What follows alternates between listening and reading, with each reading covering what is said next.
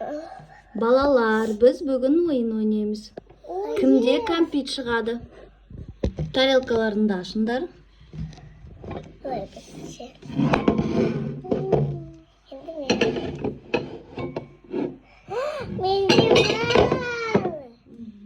Ол не? Кәмпит. Аларыкада жоқ. Рахмет, Элла. Достар. Жарайды, алып келем қазір. Осылай апай мен сестренкасы сіңілдері тату болу керек, дос болу керек, я? Я. Бір-біріне көмектесу керек. Я. Балалар, сендер де ойнап көрсеңдер болады, ата-аналарым мен.